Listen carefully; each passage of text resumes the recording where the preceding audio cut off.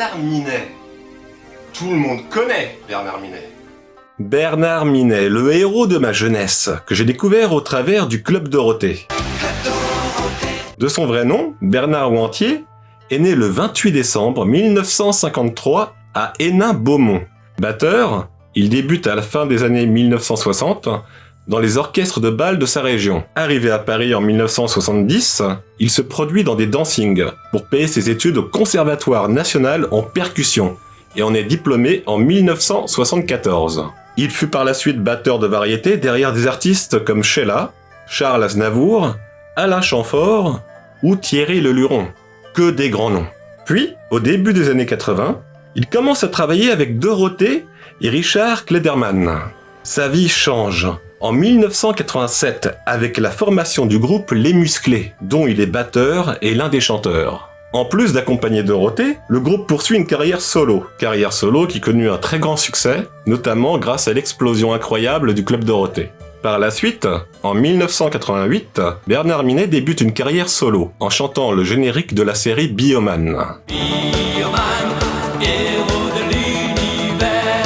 Le single est un succès et parvient à la 9e place du top 50. Il obtient 2 autres tubes, en 1989 avec la chanson Des Chevaliers. La chanson des Chevaliers. Et Dis-moi Bioman. Parce que petite fille, la terre est trop jolie. Bernard Minet joue en 1990, sous son véritable nom Bernard Ouantier, certains morceaux de la compilation instrumentale Synthétiseur 5, les plus grands thèmes classiques. Cette même année 90, il mélange répertoire pour enfants et variétés françaises sur l'album Jolie petite fille. Bernard Minet continue et sort en 92 le single Changer tout ça, sur l'album du même nom. Et arriva le grand désespoir, le moment qui blessa mon enfance, et celle de beaucoup de jeunes, l'arrêt du Club Dorothée, en 97, qui fut dur pour l'artiste, ce que l'on peut comprendre, et que je ne lui reprocherai jamais. Ce fut une grande aventure humaine, riche en émotions, et pour lui aussi. L'artiste avait mis de l'argent de côté, mais rien n'est inépuisable. Sans revenus, sans aide des acédiques, ayant refusé de profiter du système, il n'eut droit à rien que ses propres réserves personnelles. Il tenta donc d'autres projets, avec un concept sur la zénatitude, un site internet permettant de chatter avec le Père Noël, via webcam. Mais cela ne fonctionna pas, bien que je trouve l'idée originale. Franchement, ça aurait pu marcher. Bernard tente un retour à la musique, mais les choses se compliquent, lors d'un passage à l'électro, avec la trahison d'un jeune DJ, qui mit fin à cette aventure. Impossible de trouver le nom de celui-ci. Si ce petit con pouvait regarder la vidéo, mais qu'est-ce que je serais content, nous, de tous les anciens, de te l'étrangler, de te le broyer, de te le... Bref. Eh bien, bravo. Je suis heureux de savoir que ce jeune DJ n'a pas percé. Et à mon avis, on est beaucoup à être heureux. Beaucoup. Il n'est plus en phase avec les nouveaux codes de la profession. Bernard est un artiste, mais surtout un homme avec des valeurs d'honnêteté, de loyauté et de camaraderie. Mais fort heureusement, en l'an 2000, la communauté gay lui permit un retour à la musique, via un appel téléphonique de la discothèque parisienne Le Queen. Son ancien public l'y attendait, était toujours là, et en grandissant, la passion resta dans le cœur des fans. Bernard Minet y chanta les génériques d'animés et ce fut un énorme succès. Un vrai soutien des clients du Queen, dont certains devinrent des amis et collègues travaillant sur ses projets et qui le protègent. Bernard Minet est un artiste très proche de ses fans. Cela dit, le fait que Bernard Minet fasse parler de lui attira l'émission Confessions intimes.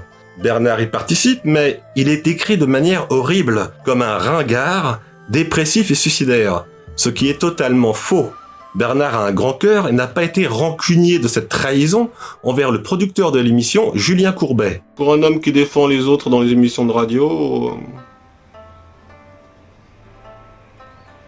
Julien...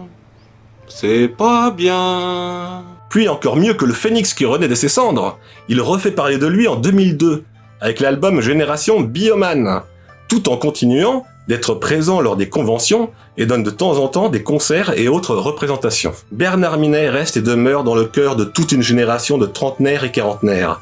En tant qu'enfant des années 80, il reste mon idole. Bernard poursuit sa carrière de musicien ainsi que de chanteur dans un autre registre, le rock metal au nouveau Casino de Paris en 2020. Et c'est d'ailleurs déjà illustré dans ce registre avec le groupe rock Astéréo H lors d'un concert aux Fêtes de la musique de la ville de Riom, dans le Puy-de-Dôme en 2015.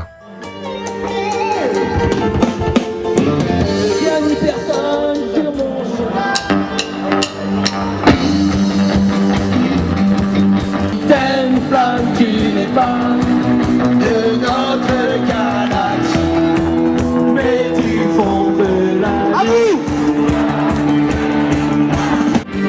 Tu vois, ta douce amie Joanne. Bravo les mecs! Chanter avec Bernard Minet quoi! Le truc de dingue! Je suis trop jaloux!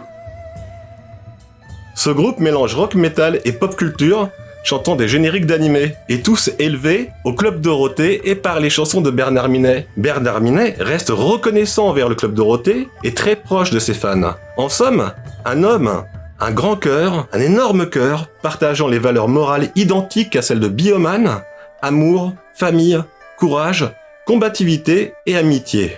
Et pour moi, un enfant des années 80, je dis un grand merci à Bernard. Merci Bernard.